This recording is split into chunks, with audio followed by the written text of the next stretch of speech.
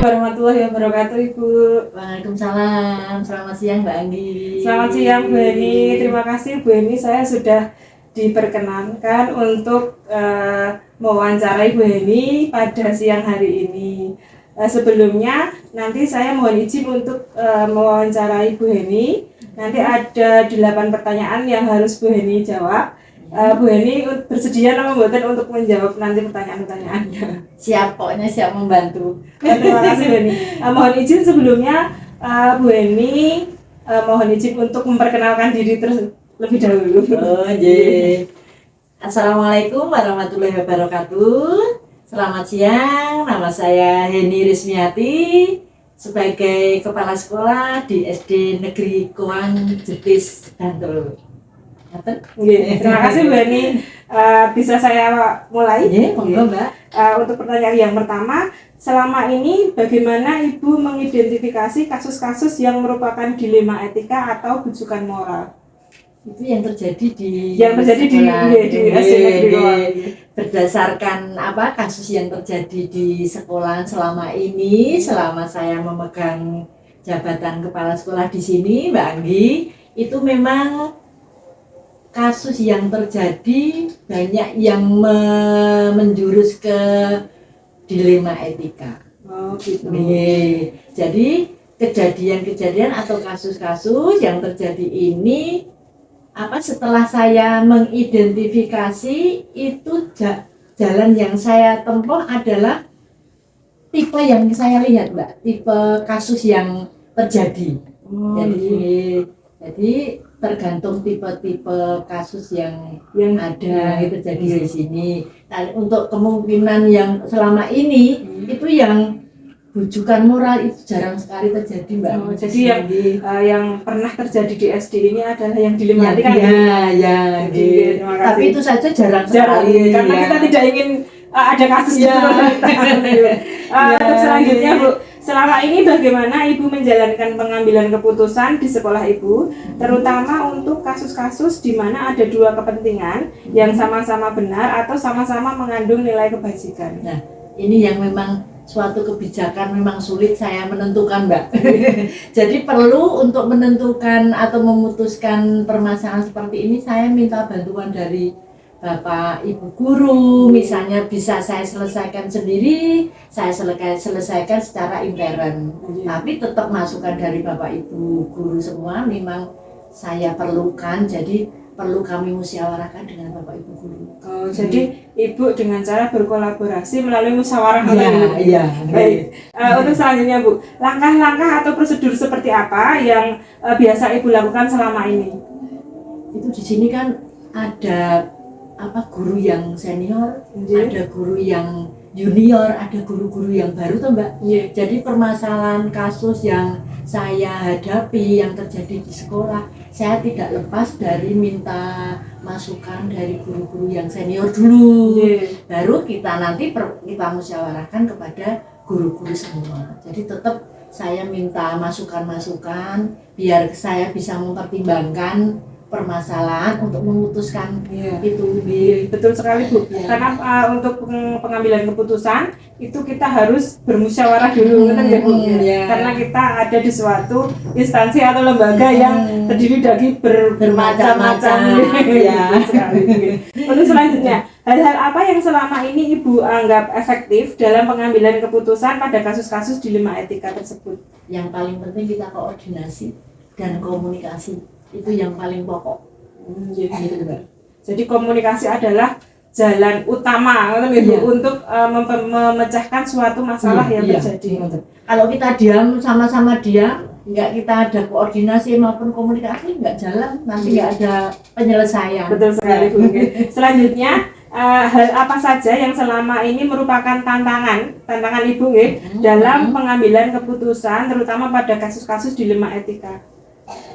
Tantangan yang sangat berat memang karakter baik Bapak Ibu guru maupun siswa, apalagi orang tua. Memang tantangan yang sangat berat adalah kurangnya kesadaran. Kesadaran apa? Kesadaran tentang pendidikan. Ya, itu jadi tidak hanya guru saja, tetapi guru, orang tua, anak-anak itu memang kita butuh kesadaran tentang pendidikan. Pendidikan apa? Pendidikan dari diri kita sendiri. Itu yang paling utama tantangan yang memang sangat berat. Tapi selama ini Ibu sudah bisa berjalan atau nggak bisa? Alhamdulillah, bekerja sama. Baik Bu Eni, selanjutnya apakah Ibu memiliki suatu tatkala atau jadwal dalam sebuah penyelesaian kasus dilema etika, atau apakah Ibu langsung menyelesaikan di tempat? Jadi Ibu memiliki jadwal untuk menyelesaikan sebuah kasus, atau Ibu itu menyelesaikan di tempat, dan prosedur apa yang Ibu lakukan? Selama ini nggak ada Mbak jadwal-jadwal, misalnya saya tentukan untuk kasus ini saya selesaikan hari nggak ada. Jadi setiap ada kasus harus saya selesaikan di waktu itu. Jadi langsung eksekusi langsung ya, biar nggak nambah pikiran. Dan kan kita juga tidak ingin menjadwalkan karena tidak ingin ada kasus. Seperti itu. Baik Bu Heni, adakah seseorang atau faktor-faktor apa yang selama ini mempermudah atau membantu Bu Heni, terutama dalam pengambilan keputusan dalam kasus-kasus dilema etika yang terjadi? Selama ini memang yang membantu saya, yang pokok itu memang dari guru-guru Mbak. Jadi saya tanpa Bapak Ibu guru nggak bisa menyelesaikan masalah. Dari sekolah memang saya setiap terjadi permasalahan memang saya yang membantu adalah Bapak Ibu. Selain Bapak Ibu guru, apakah ada lainnya? Mungkin dewan sekolah atau komite sekolah gitu ya Bu? Itu kalau memang permasalahannya hanya kecil dan Bapak Ibu guru sudah bisa menyelesaikan, kita nggak butuh Mbak masukan dari misalnya dari komite sekolah atau dari orang tua atau dari luar. Kita selesaikan secara intern dulu. Baik Bu Heni. Selanjutnya, dari semua hal yang sudah tadi Bu Heni sampaikan, pembelajaran apa yang Ibu petik dari pengalaman Ibu dalam mengambil keputusan? Memang kita mempunyai lingkungan budaya yang kelihatannya kalau di sini sudah pembiasaan ya Mbak, kental. Jadi untuk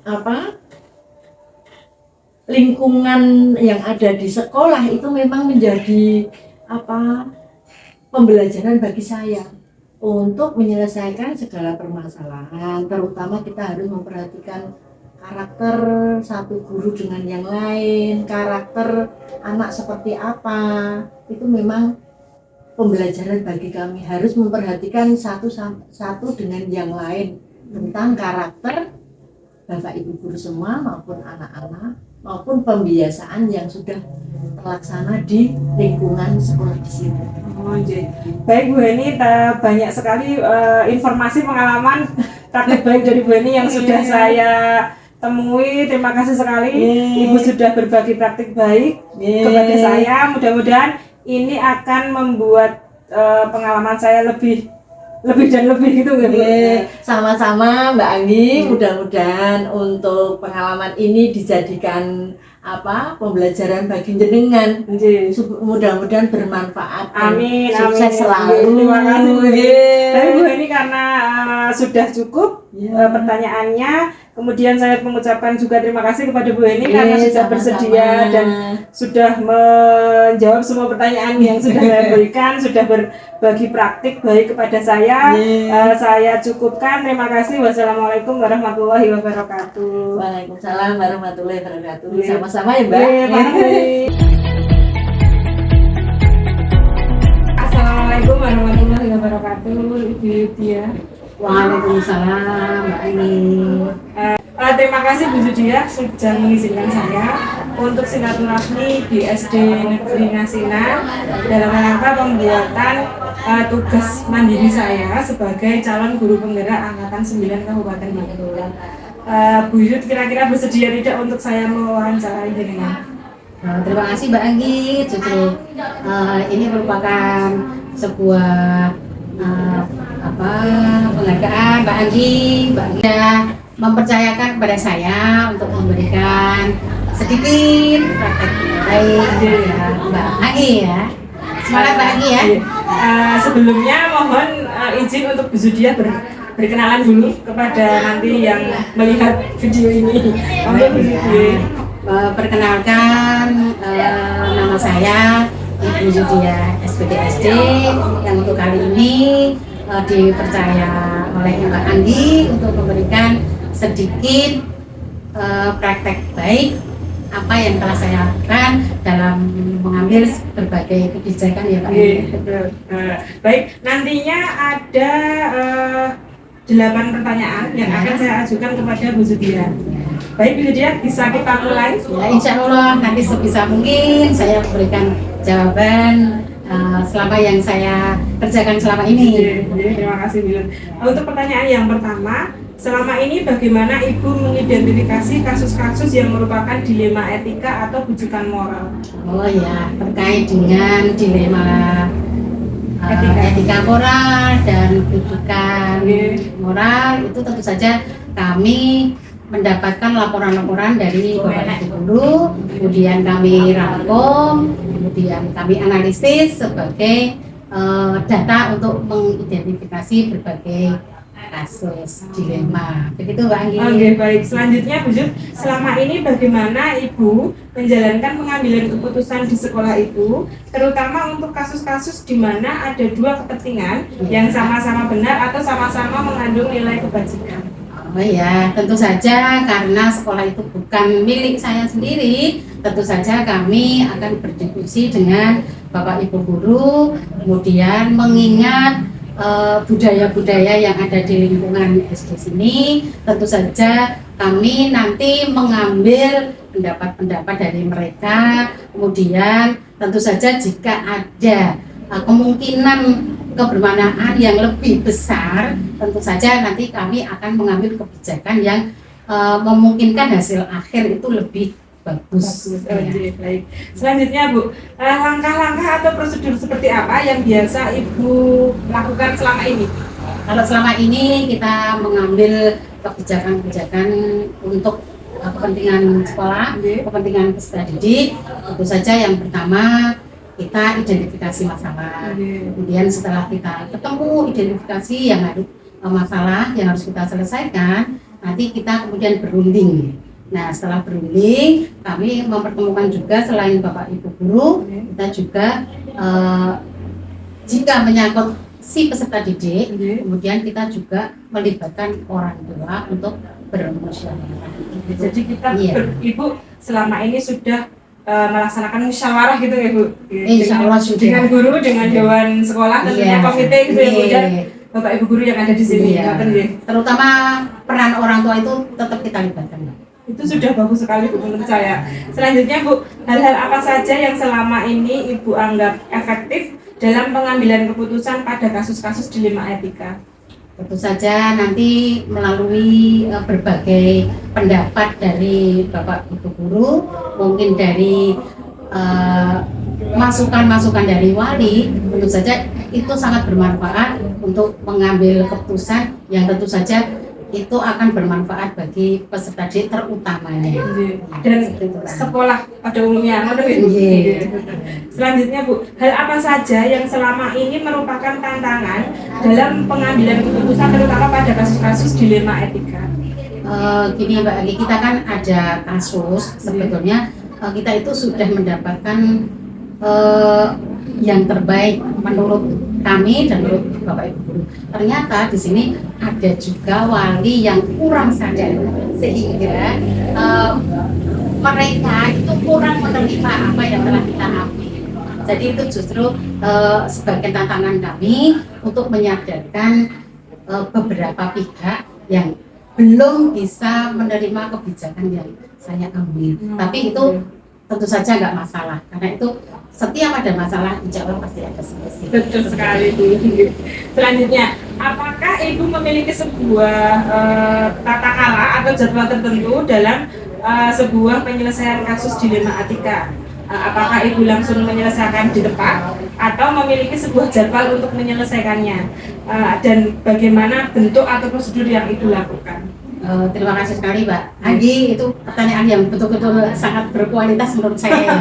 Karena yang namanya dilema itu kasus itu tidak kita inginkan. Betul sekali. Jadi kalau di sini saya itu cuma punya catatan dan tidak memprogramkan bahwa kita itu akan menyelesaikan sebuah kasus karena kita tidak menginginkan ada kasus. Karena itu biasanya accidentally. Iya, nah, tiba-tiba ada. Yes, ada insiden, ada kasus, nanti baru kita buat istilahnya tim untuk menyelesaikan sebuah kasus. Jadi tidak dijadwalkan. Iya, tidak. Karena kita tidak ada. Cuma yang baru tidak ada kasus gitu. Iya, iya, begitu. Jadi selanjutnya, adakah seseorang atau faktor-faktor apa yang selama ini mempermudah atau membantu Ibu dalam pengambilan keputusan, terutama dalam kasus-kasus dilema etika tersebut? Tentu saja ada Mbak di sini, terutama yang paling dominan untuk mengidentifikasi kasus itu adalah para guru. Jadi saya melibatkan semua guru dari kelas 1 sampai kelas 6. Tentu saja mereka kadang menemui berbagai kasus. Jadi mereka juga nanti yang bisa memberikan masukan bagaimana cara kami untuk mengambil sebuah kebijakan seperti itu, Mbak Ani. Jadi Bu Yud ini berkolaborasi. Iya, tentu saja. Oke, itu bagus sekali Bu Yud. Selanjutnya, dari semua hal yang telah Ibu sampaikan, itu pembelajaran apa yang dapat Ibu petik dalam pengalaman Ibu Zudiah selama ini di SD Negeri Ngasinan dalam pengambilan keputusan pada kasus-kasus dilema etika? Ya, tentu saja karena kami tidak sebagai operator langsung yang menangani peserta didik, tentu saja kami itu harus belajar dari Bapak Ibu guru juga bagaimana cara untuk mengatasi semua problem yang ada atau semua masalah yang ada di sekolah. Jadi kita selalu berkolaborasi antara 3 pilar pendidikan, yaitu dari masyarakat sendiri, dari stakeholder yang ada, kemudian dari Bapak Ibu guru. Jadi semua kita libatkan agar semua masalah itu bisa terselesaikan dengan hasil yang maksimal, yang optimal, tentu saja dengan berprinsip pada peraturan juga, berprinsip pada budaya lingkungan yang ada di sini sehingga semua tidak merasa dirugikan. Begitu Mbak Ani. Wah, ini keren sekali, saya bisa menggali informasi yang detail sekali dengan Bu Yud. Terima kasih Bu Yud untuk berbagi praktek baiknya. Mudah-mudahan ini bisa memberikan manfaat kepada yang melihat video ini, kepada siapapun yang sedang melaksanakan atau menjadi kepala sekolah. Ngoten nggih Bu. Ya. Terima kasih juga ya Mbak Anggi, hanya sekedar seperti itu yang bisa saya sampaikan. Ada kurang lebihnya saya mohon maaf ya. Ini sudah luar biasa sekali Bu Yud. Dan terima kasih saya sudah diizinkan untuk wawancara dengan Bu Yud karena ini sudah selesai. Jadi saya ingin mohon pamit, mohon undur diri untuk kembali ke sekolah lagi. Terima kasih Bu Yud. Assalamualaikum warahmatullahi wabarakatuh. Waalaikumsalam warahmatullahi wabarakatuh.